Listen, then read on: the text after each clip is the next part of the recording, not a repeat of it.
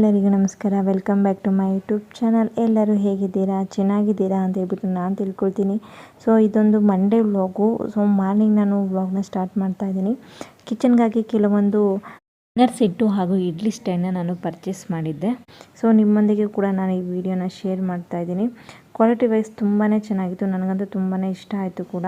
ಹಾಗೆ ಇಡ್ಲಿ ಸ್ಟ್ಯಾಂಡ್ ಕೂಡ ನಾನು ತೋರಿಸ್ತಾ ಇದ್ದೀನಿ ಹೇಗಿದೆ ಅಂತ ಹೇಳ್ಬಿಟ್ಟು.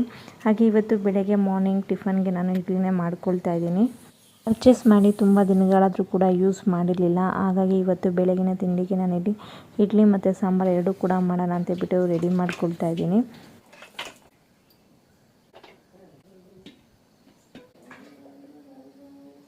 ಟಿಫನ್ನ ರೆಡಿ ಆಯಿತು, ಹಾಗೂ ನನ್ನ ಮಗಳು ಕೂಡ ಟಿಫನ್ ಮಾಡಿ ಸ್ಕೂಲ್ಗೆ ಹೊರಟಿದ್ದಾಯಿತು.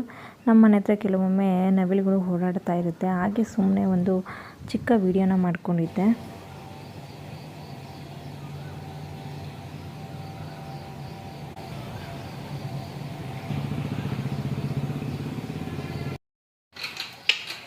ಚಿನಿ, ತಾತನ ಜೊತೆ ಆಟ ಆಡ್ತಿದ್ದಿ?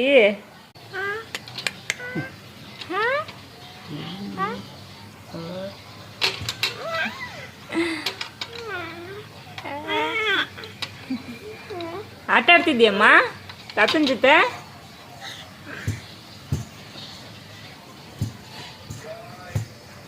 ನಮ್ಮ ಪಾಪುಗೆ 8 ಮಂತ್ಸ್ ಕಂಪ್ಲೀಟ್ ಆದಾಗ ಒಂದು ಬೇಬಿ ಫೋಟೋಶೂಟ್ನ ನಾನು ಮಾಡ್ಕೊಂಡಿದ್ದೆ.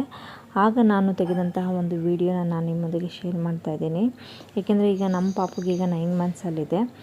ಫೋಟೋಶೂಟ್ ಮಾಡೋದಕ್ಕೆ ಅಂತ ಹೇಳ್ಬಿಟ್ಟು ಸಂಜೆ ನಾನು ಪಾಪುನ ರೆಡಿ ಮಾಡ್ಕೊಳ್ತಾ ಇದ್ದೀನಿ. ಏಕೆಂದರೆ ಅಷ್ಟರೊಳಗೆ ನನ್ನ ಮಗಳು ಕೂಡ ಸ್ಕೂಲಿಂದ ಬರ್ತಾಳೆ. ಪಾಪು ಕೂಡ ಅವಳ ಅಕ್ಕನ ನೋಡಿದ್ರೆ ತುಂಬಾ ಹ್ಯಾಪಿಯಾಗಿರ್ತಾಳೆ. ಫೋಟೋಸ್ ಕೂಡ ತುಂಬ ಚೆನ್ನಾಗಿ ಬರುತ್ತೆ ಅಂತ ಹೇಳ್ಬಿಟ್ಟು ನಾನು ಸಂಜೆ ನನ್ನ ಪಾಪುನ ರೆಡಿ ಮಾಡ್ಕೊಳ್ತಾ ಇದ್ದೀನಿ.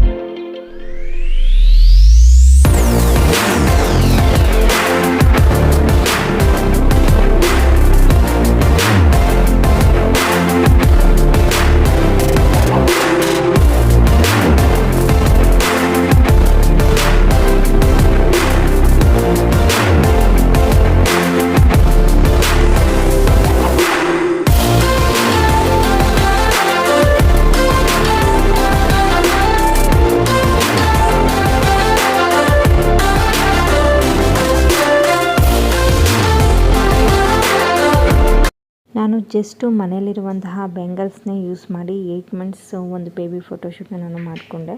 ಪಾಪು ಅಂತೂ ಸ್ವಲ್ಪ ಹೊತ್ತು ಮಾತ್ರ ಅವಳು ಮಲಗಿದ್ಲು ಅಷ್ಟೇ. ಆಮೇಲೆ ಬ್ಯಾಂಗಲ್ಸ್ನ ನೋಡಿ ಎಳೆಯೋದಕ್ಕೆಲ್ಲ ಸ್ಟಾರ್ಟ್ ಮಾಡಿಬಿಟ್ಲು.